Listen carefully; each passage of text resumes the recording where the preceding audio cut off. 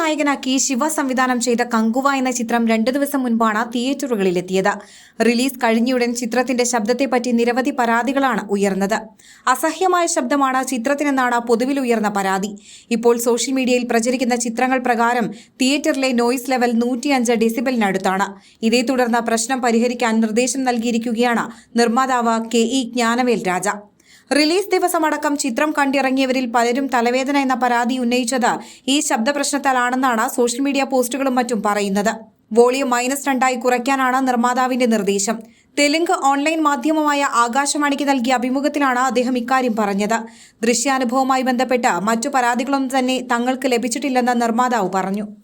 Oscar ജേതാവ് റസൂൽ പൂക്കുട്ടിയും ഉയർന്ന ശബ്ദവുമായി ബന്ധപ്പെട്ട വിമർശനം ഉന്നയിച്ചിരുന്നു.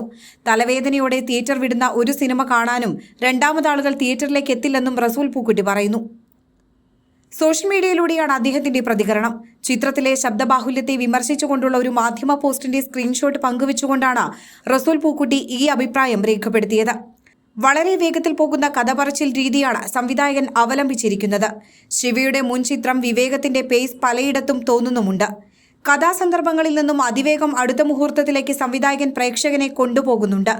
അതേസമയം കേരളത്തിൽ തിയേറ്ററിൽ കങ്കുവ കൂപ്പുകുത്തുകയാണ്. വൻ ഹൈപ്പിൽ നിന്ന് വന്ന സിനിമ തിയേറ്ററിൽ കാണുന്നത് നഷ്ടമാണെന്നും പ്രതീക്ഷയ്ക്കൊത്ത ചിത്രം ഉയർന്നില്ലെന്നും കങ്കുവ ഇതെന്തുവാ എന്നും ആരാധകർ ചോദിക്കുന്നു.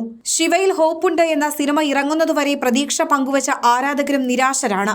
ഫീൽഡ് ഔട്ടായ സൂര്യയെ ഒരിക്കൽ കൂടി ഫീൽഡ് ഔട്ടാക്കിയെന്നും ട്രോളുകൾ നിറയുന്നു. വൻ താരാവലിയുള്ള പീരിയോഡിക് ആക്ഷൻ ഡ്രാമ എല്ലാ പ്രതീക്ഷകളും തകർത്തുവെന്നും യൂട്യൂബേഴ്സ് അടക്കം സമ്മതിക്കുന്നു.